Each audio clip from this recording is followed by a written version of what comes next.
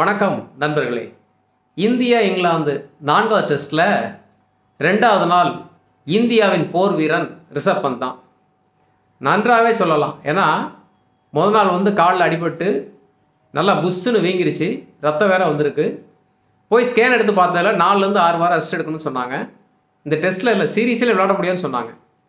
ஆனாலும் மறுநாள் ஆளாக நிற்கிறான். அது மட்டும் இல்லை, 50 ரன் அடிக்கிறான்.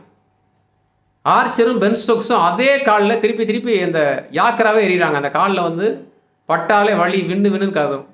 ஆனாலும் துணிச்சலோட 6 வேறு அடித்தான். ஸோ இந்திய வீரர்களுக்கு மிகப்பெரிய ஒரு உற்சாகத்தை கொடுக்கக்கூடியது. ஏன்னா சண்டன் முதல்ல நிற்குன்னு சொல்லுவாங்க. நம்மளுடைய உரிமைகளை ஒருபோதும் விட்டு கொடுக்கக்கூடாதுன்னு.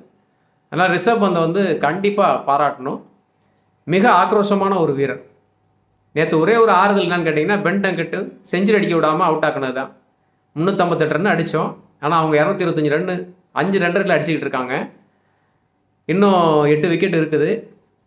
கண்டிப்பாக அவங்க 450 500 போனாங்க அப்படின்னா இந்தியாவுக்கு ரொம்ப சிக்கல். ஆனால் 4வது இன்னிங்ஸில் சேஸ் பண்ண முடியாது. ஸோ இந்தியா ஒரு 150 200 ரன்னுக்குள்ளே சுருட்டிட்டாங்க அப்படின்னா ஒரு 75 இல்லை 50 ரன் லீடு இருந்தால் போதும். நம்ம அதிகமாக ரன் அடித்தோம்னா மறுபடியும் ஒரு வாய்ப்பு கிடைக்கும். ஆனால் பவுலிங் நல்லா போடணும். ஆஸ்திரேலியா இங்கிலாந்துக்காரங்களுக்கு பவுன்ஸு போட்டிங்கன்னா அழகாக அடிப்பானுங்க. நம்ம பவுலர் திருப்பி அதை தான் தப்பு பண்ணிக்கிட்டு இருக்காங்க. ஸோ கொஞ்சம் நல்லா போட்டாங்க அப்படின்னா விக்கெட் நிறைய விழுகிறதுக்கான வாய்ப்பு இருக்குது. இன்றைக்கு இங்கிலாந்து அதிகமாக ரன் அடிச்சிட்டாங்கன்னா இந்தியாவுக்கு சிக்கல். பார்க்கலாம் நாளைக்கு என்ன நடக்குதுன்னு. தேங்க்யூ.